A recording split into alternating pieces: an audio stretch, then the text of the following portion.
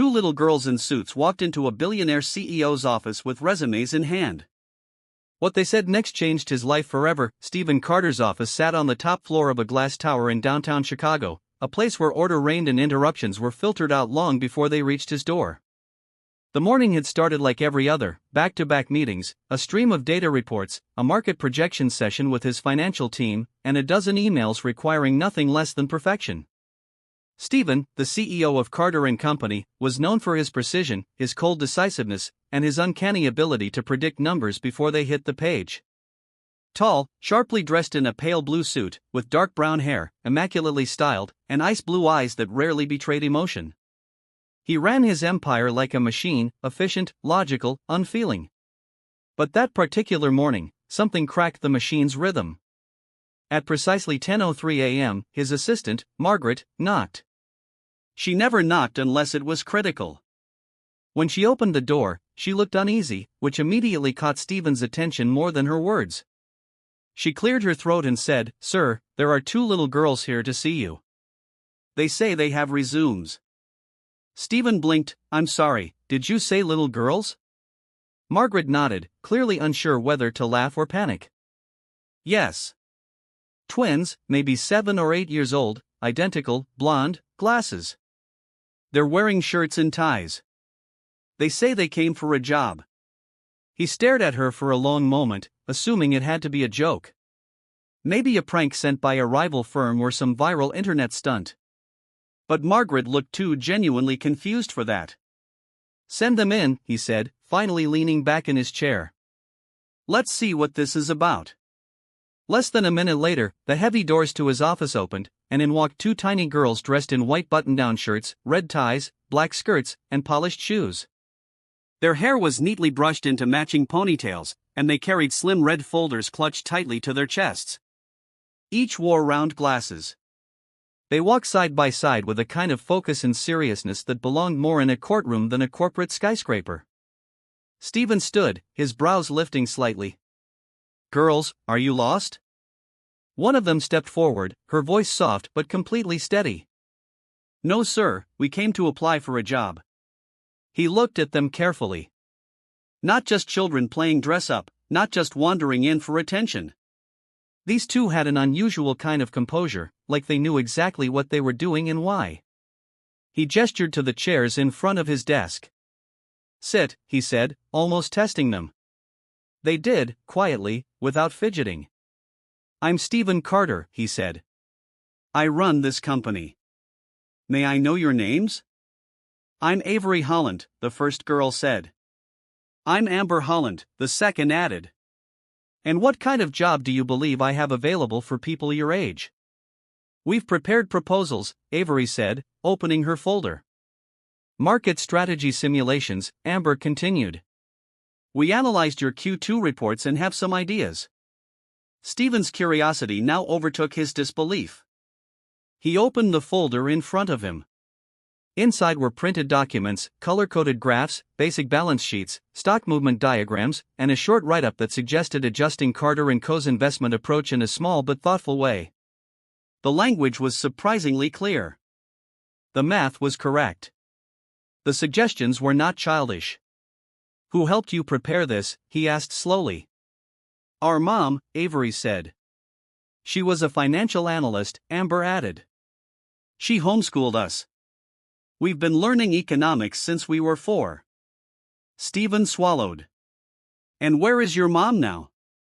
There was a beat of silence before Avery answered, looking him directly in the eye. "In the hospital. She has cancer." "Stage 4, Amber added, her tone just as calm. "We need to help pay for her treatment." Stephen felt something shift inside him. A dull throb in his chest. Not from pity, but from something deeper. Recognition. The kind that happens when the world tilts slightly and you realize you're no longer standing where you thought you were. He leaned back in his chair. This was not a game. These girls weren't here for attention. They were here because their world had collapsed and someone had taught them that intellect, not tears, might be the only way to survive it. And in that moment, for the first time in his life, Stephen Carter didn't feel like a CEO. He felt like a man who was about to make the most important decision he'd never expected to face. Stephen Carter couldn't stop thinking about the girls even after they had left his office. For the rest of the day, his meetings passed in a blur. PowerPoint slides and strategic forecasts faded behind the image of Avery and Amber sitting calmly across from him in their oversized shirts and red ties, explaining portfolio diversification as though it were just another after-school subject. The way they spoke, the maturity behind their eyes, the way they worked in tandem without needing to interrupt or correct each other. It was as if they had spent years preparing for that very moment, not as a performance, but out of necessity. He sat alone in his office long after the building had emptied, staring at the folders they had left behind. He had kept them, telling himself it was just for reference. But as he read through them again, he knew it was more than that. Their work, though simple, was undeniably competent. No, not just competent, thoughtful. They had used actual company data, charted basic market responses, and even proposed contingency plans based on quarterly fluctuations. He'd seen full-grown analysts submit reports with less insight. He found himself opening his laptop and typing their mother's name into his internal HR database, then the financial networks he trusted. Jenna Holland. She had indeed worked as a financial analyst. Her reputation was solid. No red flags, no scandals. Her last published article was a breakdown of post-recession consumer spending behavior. Sharp, clear, persuasive. And then a sudden stop in her career. He followed the timeline and saw what the girls hadn't said directly. She had left her career just a few years ago, most likely when their father had walked away. Stephen didn't know why it bothered him so deeply. Maybe because he had always believed success was purely a result of effort, focus, and will. But these girls had applied all of those things, not for fame or pride, but because their world was slipping out from under them. He leaned back in his chair and rubbed his eyes. It wasn't just their intelligence that struck him. It was their discipline. Their mother had clearly taught them everything she knew, but it was more than academics. She had given them structure, focus, and resilience. The next morning, before anyone else arrived, he called Margaret. "Find out which hospital Jenna Holland is in," he said. "I want confirmation and make it discreet." By 10 a.m., he had his answer. Jenna was in a public hospital on the city's west side. Stage 4 cancer confirmed. Insurance was minimal. Family contact, none listed. Primary visitors, 2 minors listed as daughters, Avery and Amber Holland. He sat with that information for a long time. There was no one else, no backup plan. These 2 girls were facing the kind of future no child should have to carry alone, and they had chosen to fight it, not with desperation, but with logic and preparation. He found himself recalling their faces, so small but so sure of themselves, and felt something in his chest clench unexpectedly. Later that day, he called them back to the office under the pretense of discussing their proposal. He had prepared a space in one of the conference rooms, stocked it with notebooks, colored markers, a whiteboard, and 2 lightweight laptops adapted for child use. When they arrived, escorted by security, who looked more amused than concerned, they immediately sat down and began working as if this were the most natural thing in the world. Stephen stood in the doorway, watching them silently for several minutes. There was no playing, no distractions. Avery was reading over a PDF he had sent them in advance, highlighting sections and jotting notes. Amber was already sketching a bar graph based on projected tech sector growth. They weren't pretending. They weren't acting like children trying to be adults. When he finally entered the room, they both looked up, expectant but calm. "I've reviewed your work again," he said. "You clearly have a strong grasp of market basics, but tell me, what do you expect to happen here? Do you expect me to pay you salaries, give you full-time jobs?" Avery looked at him steadily. "No. We expect you to give us a chance to learn and to prove we can help." Amber added, "We don't want handouts. We want to be useful." It wasn't rehearsed. It wasn't manipulative. It was honest. That, more than anything, unsettled him. These girls were everything the adults around him often failed to be. Honest, driven, and clear in their intentions.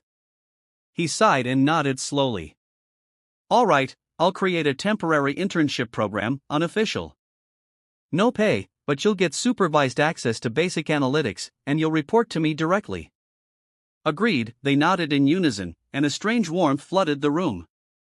As he left them to their work, he tried to shake the feeling that his life had just pivoted. Subtly but irreversibly. He had made a decision, not just as a businessman, but as something he had never allowed himself to become, a guardian. And somewhere deep down, he knew this was only the beginning. Over the next several weeks, the office began to shift in quiet, almost imperceptible ways. It didn't happen all at once, and no one dared to speak of it directly, but everyone felt it. The atmosphere, once sterile and cold like the numbers they dealt in, grew warmer. Where there had once been only the rustle of reports and the clicking of keyboards, there were now small voices, the tapping of tiny shoes, and the occasional restrained giggle that echoed from the far end of the 12th floor. At first, the staff thought the two little girls were simply a passing curiosity, something strange and temporary, like a CEO's eccentric experiment. But as the days turned into weeks, it became clear Avery and Amber weren't going anywhere. Stephen had given them a space of their own, a repurposed glass-walled conference room near his office. It had started as a quiet corner with a few child-sized chairs, a laptop, and some office supplies. But slowly it transformed. By week 2, the room had a whiteboard filled with basic financial formulas in colorful marker. There were posters of bar graphs they had made themselves and sticky notes labeled with terms like equity, diversify, and risk tolerance. There was a logic to their setup, a system to how they worked together. Avery often began the day by reviewing economic headlines, while Amber translated that information into visuals or mini presentations. They gave each other feedback, corrected mistakes without offense, and functioned more efficiently than some of the junior analysts Stephen had fired in the past year. He didn't micromanage them. He simply watched. When he had time between meetings, he would glance in through the glass wall to see them debating something over an open spreadsheet or scribbling calculations across their notepads. Once, passing by unexpectedly, he heard Amber explaining short-term market volatility using a stack of sugar packets and a paperclip. Avery corrected her with a quiet, "That only applies if we're talking about emotional sell-offs," and Amber adjusted the explanation without missing a beat. Stephen didn't interrupt. He just stood outside the room and stared, wondering how on earth children who had barely lost their baby teeth understood things that took most adults years to grasp. More than once, a visiting investor or partner would pass by and do a double take at the sight of the two tiny interns. Stephen always explained it with a quiet, measured line: temporary research assistants, special case. He didn't elaborate and no one pressed him for details. That was part of the unspoken rule when it came to Stephen Carter. You didn't question what you didn't understand, especially if he seemed dead serious about it. Despite their growing presence in the office, the girls remained strangely unobtrusive. They were never loud, never demanded anything, never distracted from the larger operation. In fact, several employees admitted that their productivity had increased, if only because they didn't want to look incompetent in front of the CEO's young protégés. It was humbling to watch two 7-year-olds calmly dissect revenue trends while half the boardroom scrambled to explain a dip in quarterly earnings. But what began to trouble Stephen quietly, deeply, was how rarely the girls mentioned their mother. They never complained, never asked for help, never once used her illness as a bargaining chip. If anything, they worked harder as the days passed. The only time he saw a crack in their composure was one rainy afternoon when Avery dropped her pencil and bent to pick it up. For a second, she froze beneath the desk. When she emerged, her eyes were red and her hands trembled slightly as she tried to resume writing. Stephen didn't say anything, but that moment lodged itself in his mind like a splinter. Later that evening, long after the girls had gone home with the car service he arranged for them, he sat alone in his office. Outside, the rain fell in a steady rhythm against the windows. He stared at his reflection in the glass, the same carefully constructed man he'd been for years. And for the first time, he asked himself a question that didn't have a tidy answer. Why did he care so much? These weren't his children. He wasn't responsible for their pain. And yet, he couldn't stop picturing Avery's eyes behind her glasses, filled with a sadness too old for her years. He didn't sleep that night. Instead, he read everything he could about Jenna Holland's case. Her condition had worsened. She was in and out of consciousness, undergoing an aggressive round of treatment that, according to the hospital reports, was likely a last effort. There were no family members listed, no backup plan, just two names, Avery and Amber, listed as primary contacts. And the girls knew it. They were carrying that weight silently, showing up every day to work as if they could somehow earn enough knowledge or impress the right adult to stop what was happening to their mother. The next morning, he called a private oncologist and asked for a consultation, sparing no expense. He also contacted his legal team and asked them to begin looking into emergency guardianship procedures quietly. He hadn't told the girls yet. He wasn't even sure what he'd say. But something had shifted in him, and there was no turning back. That day, when Avery handed him a freshly printed chart on startup valuations, he took it without looking and instead asked, "Have you had breakfast today?" They exchanged a glance, confused by the change in subject. "Just toast," Avery admitted after a pause. "Bagels from the break room?" Amber added as if to soften the truth. "Come with me," he said, standing. They followed him to the executive kitchen, and he made them both sit at the table while he prepared a proper breakfast.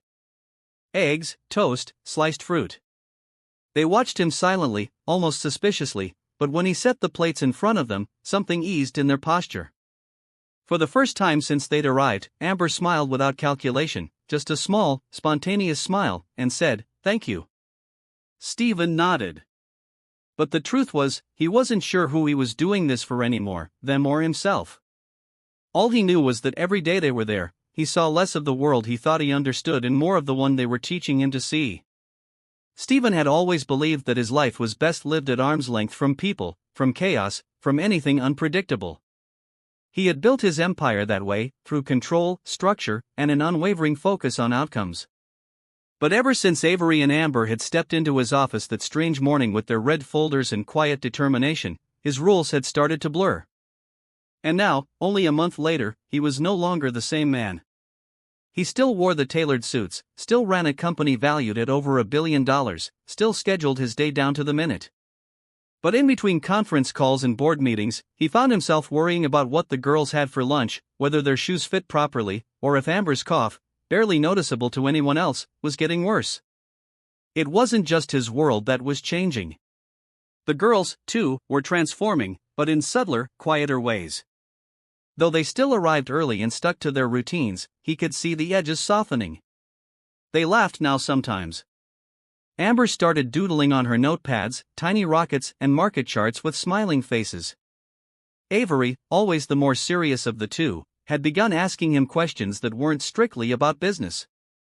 Things like what his favorite book was as a child or if he believed in luck. He wasn't always sure how to answer, but he did anyway. One afternoon, after they had finished helping organize data for an upcoming pitch, Avery approached his desk with a hesitant expression. She clutched a slip of paper in her hand and extended it silently. Stephen took it, unfolding it carefully. It was a hospital visitation schedule. "Our mom," Avery began, her voice unusually uncertain. "She's getting worse. They said we might not have much time. Can we go visit her tomorrow? We'll make up the work after." Stephen didn't answer right away. Instead, he stood up, walked to the window, and stared out at the skyline he had spent years climbing toward. For so long, success had meant numbers and contracts, media mentions, and expanding global reach. But now, standing there with two fragile little girls waiting for his approval to see their dying mother, none of that seemed to matter as much as it once had. "You don't need to make up any work," he said, turning back to them. "Take the whole day. I'll come with you." They both stared at him in surprise, as if the idea of an adult volunteering to step into their personal life was foreign territory. Amber opened her mouth to say something, but didn't. She simply nodded, and Stephen saw in her eyes a flicker of something that looked like relief. Brief, but real. The next day they drove together in silence. The hospital was gray and sterile, perched at the edge of the city like a forgotten institution. Inside, the walls were pale and the lights too bright. Stephen walked beside the girls, his usual stride slower, more uncertain. They knew exactly where to go, as though they had memorized the path long ago. Outside the room, they stopped. Avery took a deep breath, then pushed open the door. Jenna Holland looked far older than the photos he'd seen online. Her skin was pale, paper-thin, and her hair was almost completely gone. Tubes trailed from her arms, and the steady beep of machines filled the air. But when she saw her daughters, she smiled, not brightly, but with all the strength she had left. They rushed to her side, each taking a hand. And for several minutes, there were no words, just the quiet connection between a mother and the children who had held her world together. Stephen remained near the door, unsure of his place. But then Jenna looked over at him and said, "You must be Mr. Carter." He nodded. "Stephen, thank you," she whispered. "For everything you're doing for them." "I'm not doing enough," he said, almost before he realized he meant it. She smiled faintly. "You're doing more than anyone else ever tried to do. That counts."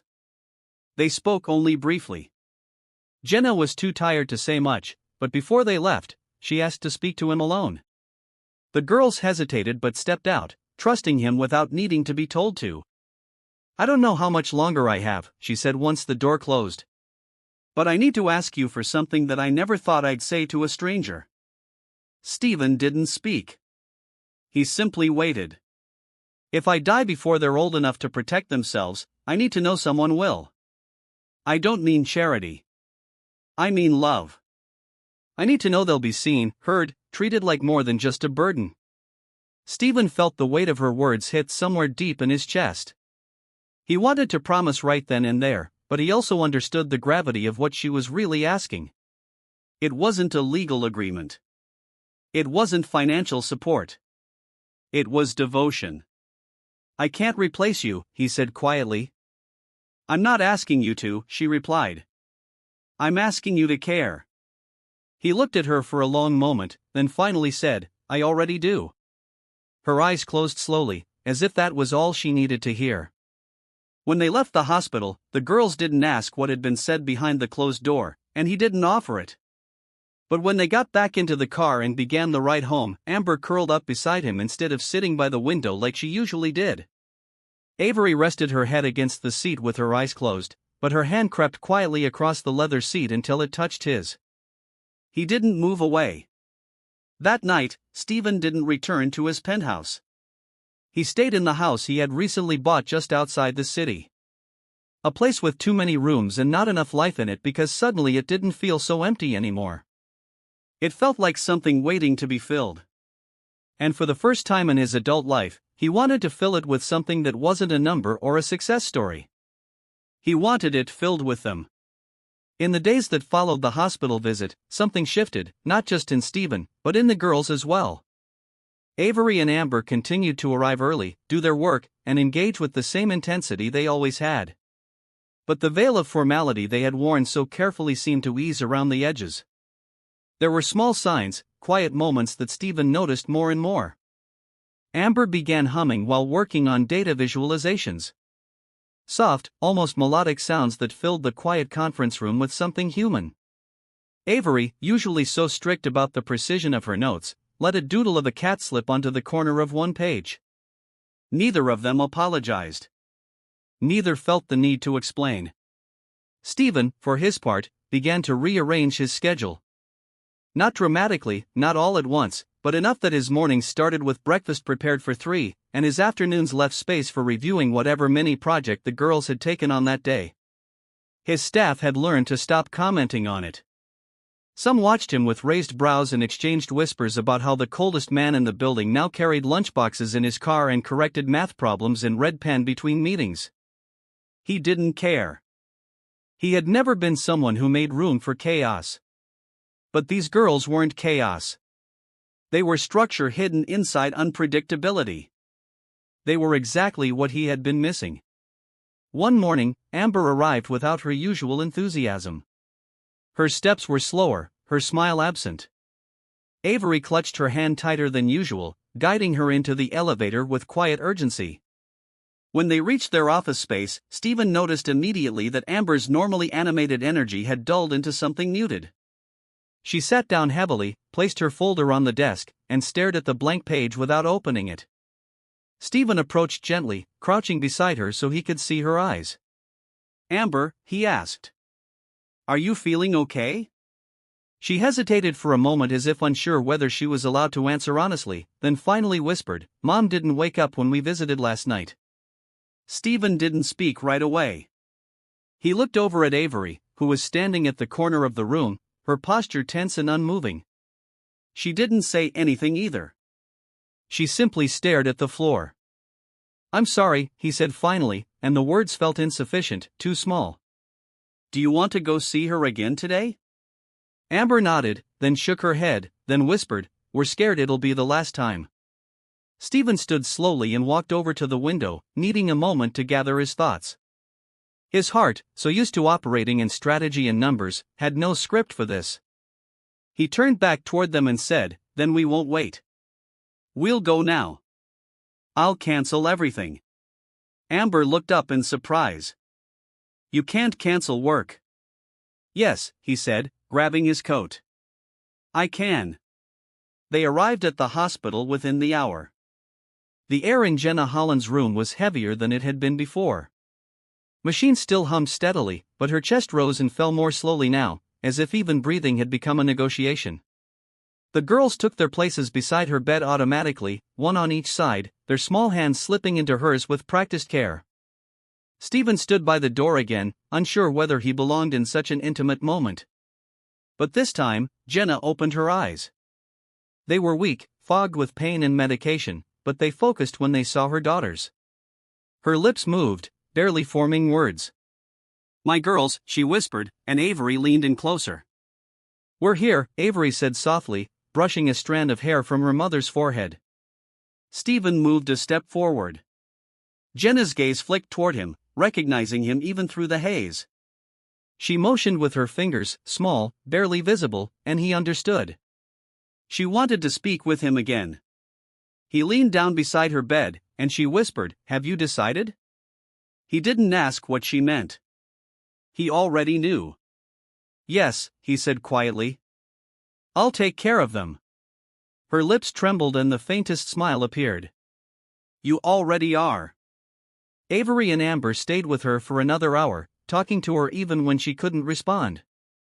They told her about the stocks they were following, about the newest report they were working on, and how Stephen had let them drink hot chocolate in the office kitchen. She didn't speak again, but her eyes flooded with each word as if she were memorizing the sound of them.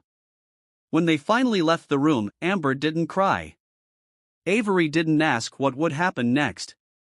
Instead, they both turned to Stephen, standing just behind them, and Avery asked in a voice that was far too calm for her age, Can we stay with you tonight? He knelt so that they were eye level and nodded. Yes, as long as you want, as long as you need.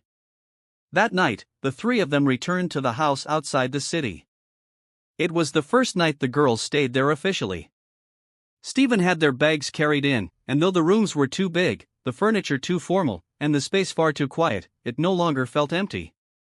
He made them grilled cheese sandwiches, not because he knew how, but because he had Googled it while they were asleep in the car. They ate at the kitchen counter, their feet swinging above the floor. And for the first time since their mother had fallen ill, they laughed. Not loudly, not recklessly, but freely. After dinner, they found the guest bedroom and climbed into the same bed, refusing to be separated. Stephen stood in the doorway, watching them curl under the covers. Just before he turned off the light, Avery whispered, Can you leave the door open? He paused, then nodded. Of course. And as he walked back down the hallway, he realized that no part of this had been part of his plan. But for the first time in a very long time, that didn't scare him. It felt right. It felt like the beginning of something he hadn't even known he was missing. The morning Jenna Holland passed away was the quietest Stephen could remember. It was early, barely 6:30, when the call came, his phone vibrating silently on the nightstand beside him. He stared at the screen for a moment, already knowing what it would be before he even read the name. The hospital. The nurse's voice was soft, trained for this kind of delivery. There were no complications, no pain. Jenna had slipped away peacefully during the night, her breathing slowing until it simply stopped. Her daughters had not been there. Stephen thanked the nurse quietly, his voice tight but composed, and sat in the stillness for several minutes before getting out of bed. He didn't wake the girls right away. He walked down the hallway and stood outside their room, listening to the gentle rhythm of their sleep. When he finally opened the door, the sight of them wrapped under the same blanket, breathing in unison, hit him harder than he expected. He sat down at the edge of the bed and waited until Avery stirred. She blinked up at him, confused, but alert in the way children become when they sense something is wrong before they've been told. Amber shifted beside her and rubbed her eyes, yawning quietly. Stephen didn't have a speech prepared, no script to follow, no elegant way to say what had to be said. "She passed away last night," he said, his voice barely above a whisper. "Peacefully in her sleep." The silence that followed was heavy and slow. Amber's small face folded first. Her lips trembled and her eyes filled instantly, but she didn't make a sound. She simply reached for her sister. Avery wrapped her arms around her tightly, burying her face in her neck. Stephen sat still, helpless, as they held each other and cried. He didn't leave the room. He stayed seated beside them, one hand on the blanket, a silent presence in the storm. When their sobs began to fade into the kind of shaking that comes from pure exhaustion, he gently asked if they wanted to stay home. Avery nodded. Amber didn't speak, but she didn't resist. That day passed slowly. Stephen canceled every meeting, rescheduled every call, and sent a single email to his executive assistant. "I'm unavailable today. Family emergency." It was the first time in his career that he had used the word family in that context. He spent the day with them, moving quietly through the house, preparing food they barely touched, watching cartoons they didn't really pay attention to. Once in a while, Amber would ask a question about what would happen now, about funerals, about what people were supposed to wear. Avery asked fewer questions, but Stephen knew it wasn't because she didn't have them. It was because she was trying to stay strong for her sister. That responsibility, that weight she carried, made his chest ache. That evening, they sat at the kitchen table. The three of them surrounded by plates that had gone cold. Stephen leaned forward, trying to find the right words for something bigger than anything he had ever negotiated in a boardroom. "You're not alone," he said simply. "I don't want you to worry about where you'll go or what will happen. You're safe here. If you'll let me, I'd like to become your guardian officially, permanently." The room was still. The girls looked at each other. There was no dramatic response, no gasps or sudden hugs, but Avery blinked quickly and whispered, "She wanted that. Mom wanted that." Stephen nodded. "I know. She asked me before she passed. I promised her I would protect you." Amber finally looked up at him, her eyes red but steady. "Will you still let us go to the office?" He almost smiled. "Only if you promise to keep correcting my spreadsheets." That night, he called his lawyer. Emergency guardianship paperwork had already been started days earlier when he'd asked them to prepare it just in case. Now it was no longer theoretical. It was necessary. Within 24 hours, temporary legal custody was granted pending court approval. The next few days were hard, filled with phone calls, funeral planning, logistics no child should ever have to witness. Stephen shielded them from as much as he could. He arranged everything, quiet, tasteful, exactly as Jenna would have wanted. Only a small circle was invited. He stood behind the girls at the graveside ceremony, his hands resting lightly on their shoulders, anchoring them. When the final words were said and the casket was lowered, Amber reached up and slipped her hand into his. He closed his fingers around hers and didn't let go. That night, after the guests were gone, and the house was dark and still, Avery knocked on his door. "I don't think I know how to be okay," she said. Stephen set aside the work he hadn't really been doing and looked up at her. "You don't have to be okay right now," he said. "You just have to keep waking up. That's enough." She stepped inside and sat beside him. And after a long pause, she asked, "What if she forgets us?" "She won't," he said without hesitation. "But if you're ever afraid of that, we'll remind each other every day if we have to." He didn't know exactly when the shift occurred. When the girls stopped being a responsibility and started feeling like part of him. Maybe it had happened the day he let them eat cereal in the conference room. Maybe it happened when Jenna trusted him with their lives. Or maybe, quietly, it had begun the moment he looked across his office at two tiny girls in red ties and decided to listen. All he knew for sure was that grief had wrapped its arms around the three of them.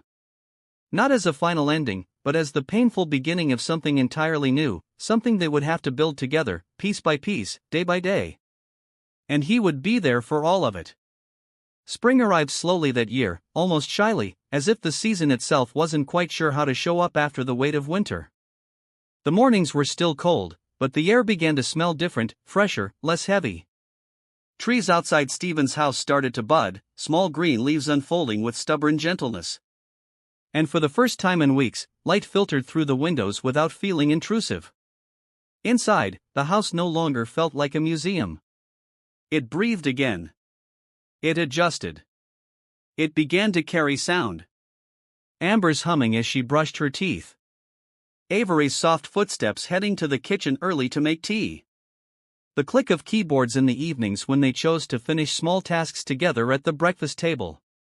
There were still hard days, still moments when grief crept in like a shadow they couldn't quite shake, but it no longer swallowed them whole. It just existed alongside everything else. At the office, their presence was no longer questioned. Everyone knew them by name. Employees stopped acting surprised when they appeared at meetings or quietly slipped into brainstorming sessions, carrying their folders and notebooks like they belonged there, because they did. They had even started contributing more actively.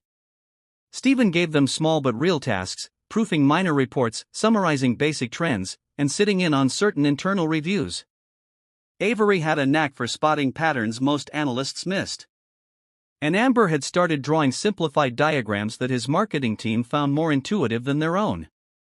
One Friday afternoon, Stephen hosted a quarterly check-in with several investors and key department heads. The room was packed. Suits, graphs, tension in the air. Stephen had planned to keep the girls out of it, not because he didn't trust them, but because he knew how ruthless corporate environments could be. But right before the meeting began, they knocked on the glass wall of the boardroom. He looked at them, then at the long table filled with skeptical faces, and simply gestured them in. They walked in calmly, took two chairs at the side of the room, opened their notebooks, and began listening as if it were the most natural thing in the world.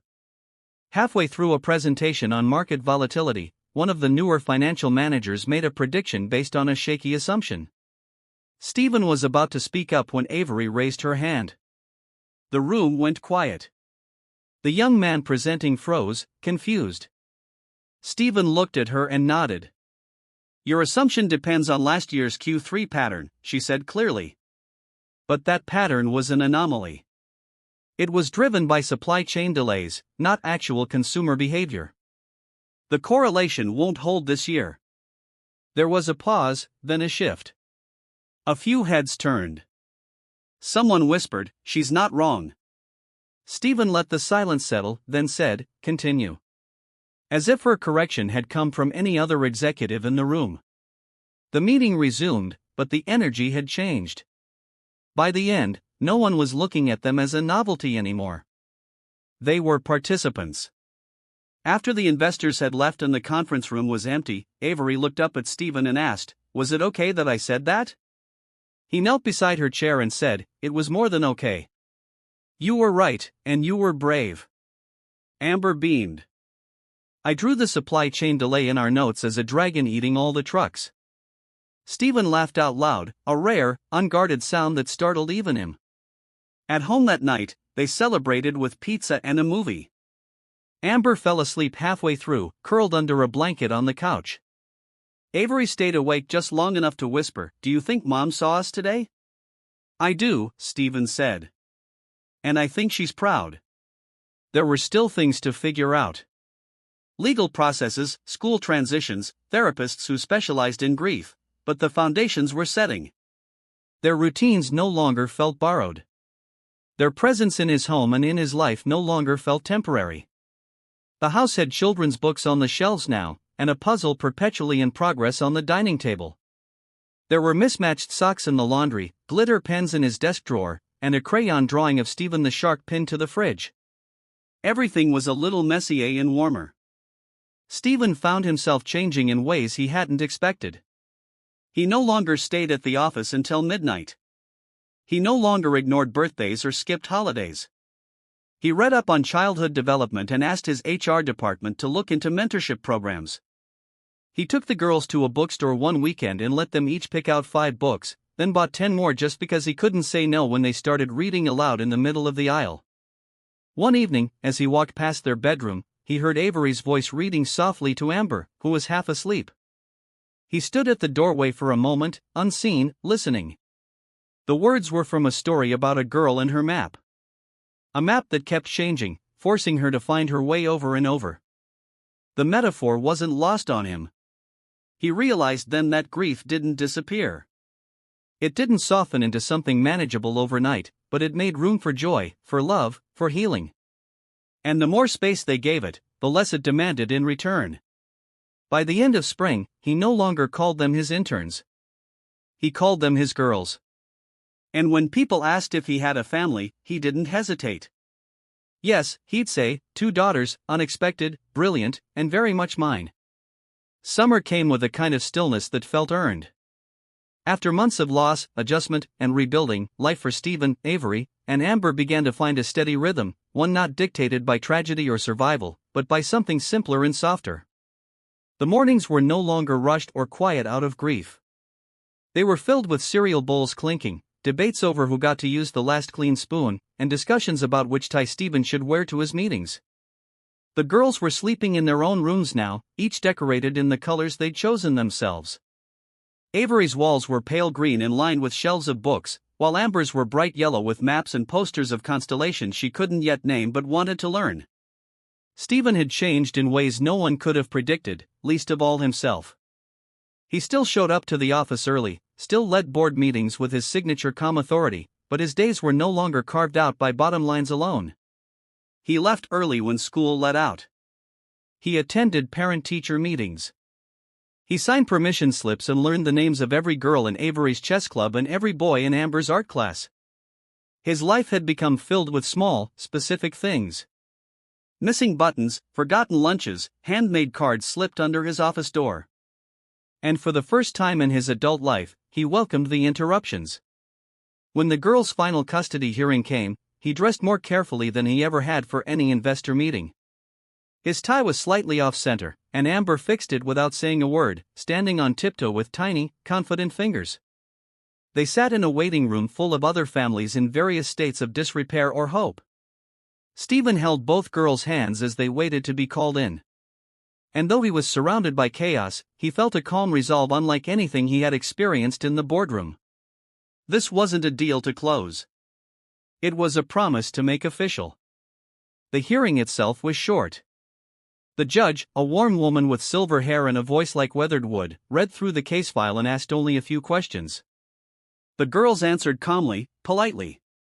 Avery spoke first, explaining how Stephen helped her with math in the evenings, and Amber followed by saying he made the best spaghetti in the world, even if he always burned the garlic bread. Stephen answered questions, too, about Jenna, about his commitment, about his future plans for the girls.